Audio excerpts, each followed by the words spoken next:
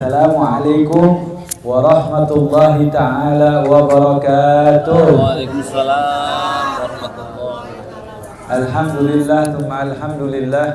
Alhamdulillahi khalaqal insan 'allamahul bayan.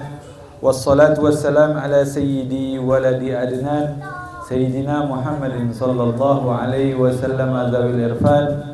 Allahumma fasalli wa sallim ala sayyidina Muhammadin Habibur Rahman wa Sayyidul Akwan al-hadiru ma'a man shalla alaih fi kulli zamanin wa makan wa ala alihi wa sahbihi wa barik wa salam fi kulli an.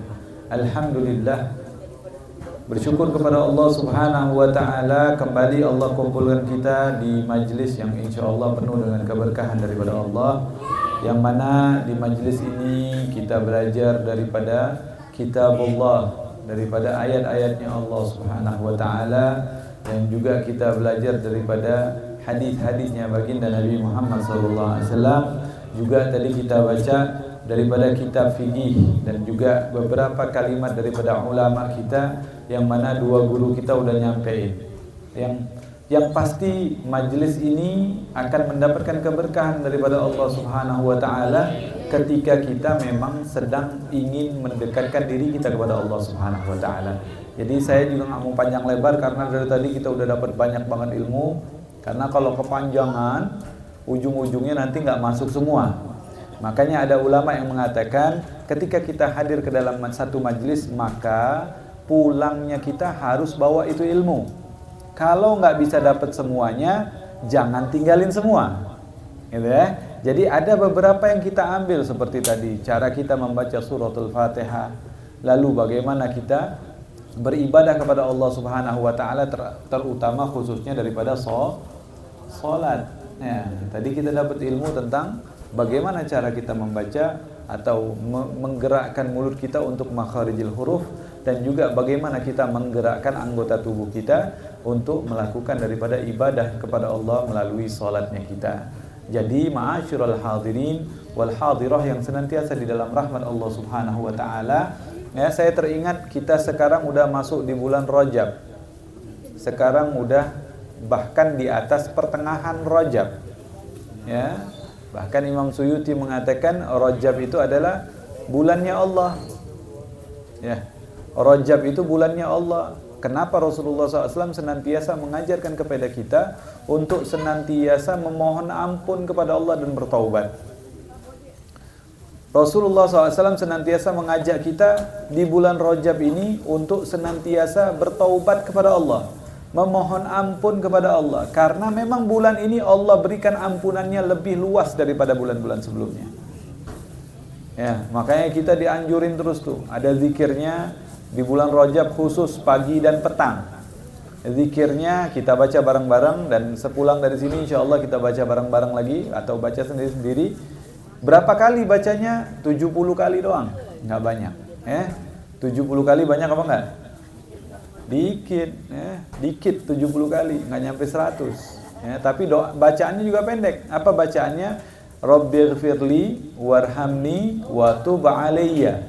Ya, kita baca bareng-bareng. Rabbighfirli warhamni wa tub alayya. Rabbighfirli warhamni wa tub alayya. Rabbighfirli warhamni wa tub alayya. 70 kali. Ya, pertama kita minta ampun sama Allah. Rabbighfirli, ya Allah ampuni aku, ya. Warhamni, rahmatilah aku. Wa tub alayya, dan berikan taubatmu kepada aku. Ya, setiap hari nih, pagi dan petang, insya Allah kita akan mendapatkan kemuliaan, yaitu ampunan daripada Allah Subhanahu wa ta'ala. Imam Abu Bakar Al-Warraq, beliau katakan Rajab itu adalah bulan di mana kita ini sebagai manusia, kita sudah Allah Subhanahu wa ta'ala berikan ladang, berikan tanah yang luas. Ya, Allah kasih kita tanah yang besar, Allah kasih kita ladang yang besar. Dan ladang tersebut harus kita manfaatkan. Bagi orang yang cerdas tentu akan memanfaatkan ladang tersebut. Tapi bagi orang yang bodoh, dia seakan-akan cuek terhadap ladang tersebut.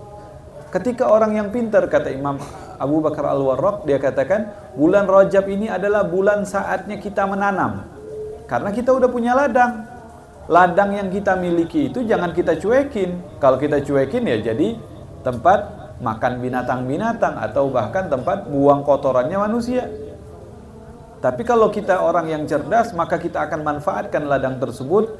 Baik itu kita tanamin sawah, baik itu kita tanamin, apalagi sekarang nih zamannya udah zaman timun suri.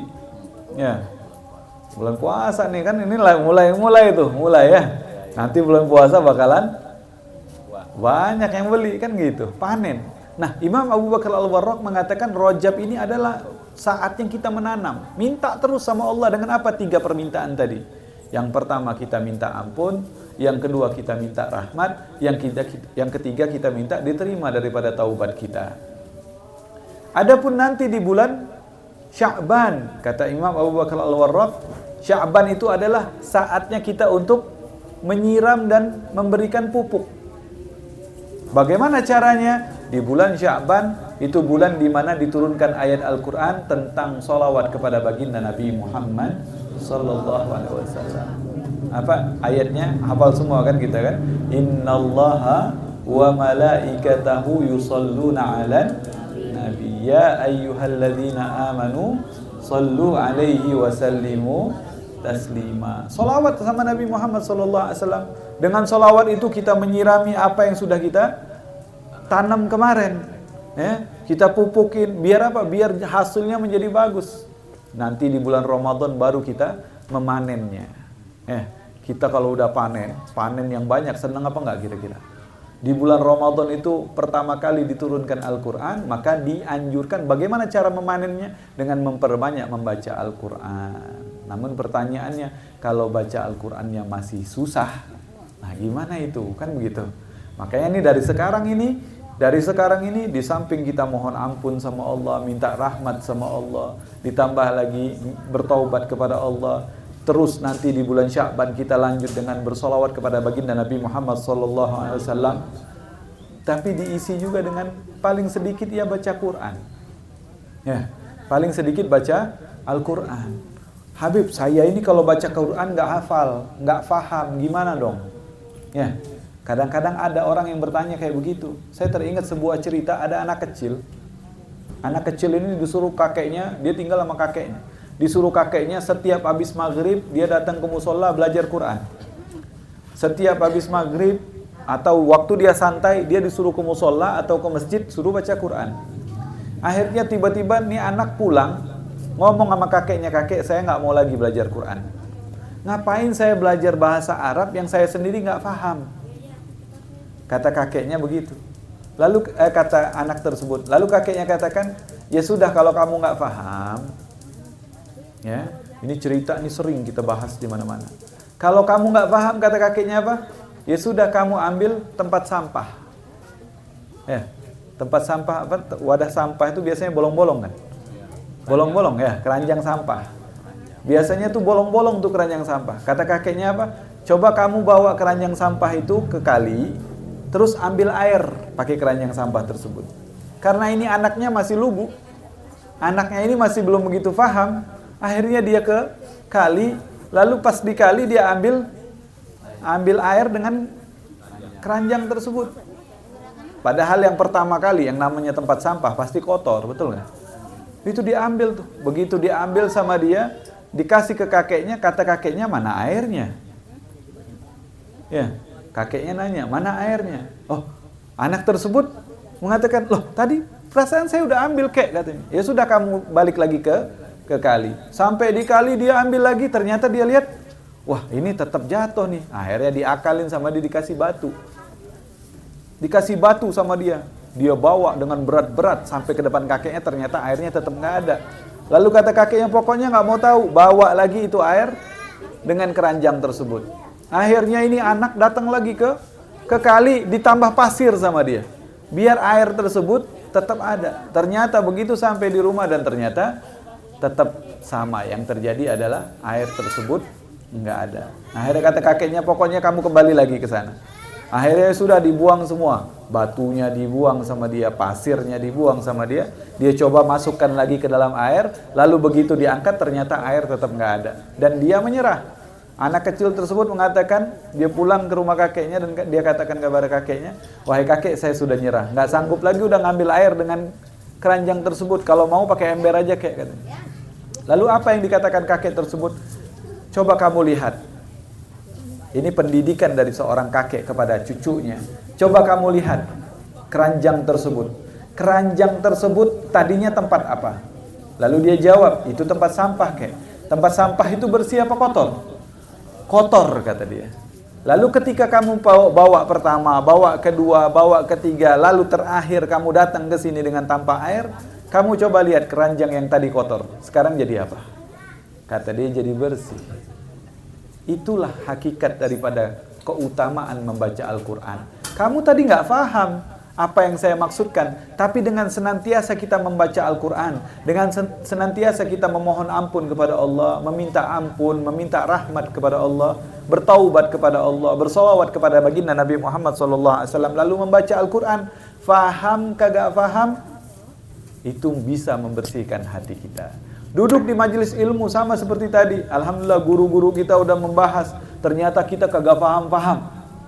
Enggak masalah, yang penting kita duduk di dalam sebuah majelis ilmu, itu akan minimal bisa membersihkan hati kita terlebih dahulu. Kalau hati kita udah bersih, kalau hati kita udah bersih, maka ilmu-ilmu itu akan bisa masuk. Maka ada kalimat yang mengatakan al-ilmu nurun. Ilmu itu seperti cahaya. Nurullah la yuhda lil 'asi. Dan cahaya Allah itu nggak akan pernah sampai kepada orang yang bermaksiat. Cahaya Allah itu nggak akan pernah sampai kepada hati-hati orang yang kotor. Maka ketika kita ingin mengejar daripada cahayanya Allah Subhanahu wa Ta'ala, maka bersihkan hati kita dengan memperbanyak berzikir kepada Allah, bersolawat kepada baginda Nabi Muhammad SAW, dan juga diutamakan dengan memperbanyak membaca Al-Quran. Ini tadi pesan kita, ya, yang disampaikan oleh Rasulullah melalui daripada guru-guru kita sampai kepada kita saat ini adalah bagaimana caranya kita bisa memanfaatkan waktu yang sudah Allah berikan kepada kita. Baik sekarang bulan Rajab, waktunya kita menanam, kita udah dikasih Allah ladang, tinggal kita nanam, lalu nanti kita siram dan kita pupukin, lalu nanti kita akan panen. Nanti kita akan merasakan hasil daripada panen tersebut adalah di bulan Syawal. Dan kita akan meraih kemenangan yang luar biasa daripada Allah Subhanahu wa Ta'ala. Makanya Rasulullah SAW senantiasa berdoa ketika masuk bulan Rajab. Doanya bagaimana? Allahumma barik lana fi Rajab wa Sya'ban wa ballighna Ramadan. Makanya kita ada bacaan sedikit biar ingat. Kalau biasanya dengan nada atau qasidah itu lebih gampang bacanya, ya. Makanya ini kita sering share juga kemana-mana, ada sholawat yang kayak gini. Sallallahu wasallama ala nabi sayyidina Muhammadin wa alihi wa sahbihi ajma'ina. Allahumma barik lana fi Rajab wa Sya'bana wa ballighna Ramadana wa balligh maqasidana. Itu doa itu sering kita bacakan. Kenapa? Karena Rasulullah senantiasa membaca doa tersebut. Rasulullah minta agar diberikan keberkahan di bulan Rajab.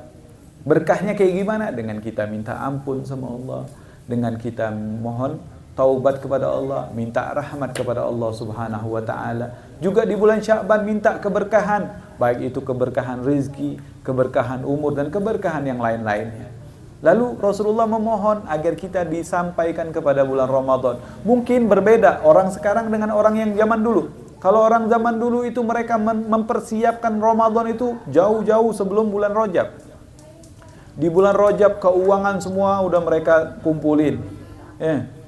Nanti di bulan Rajab mulai itu, di bulan Ramadan dia mulai keluarkan hartanya.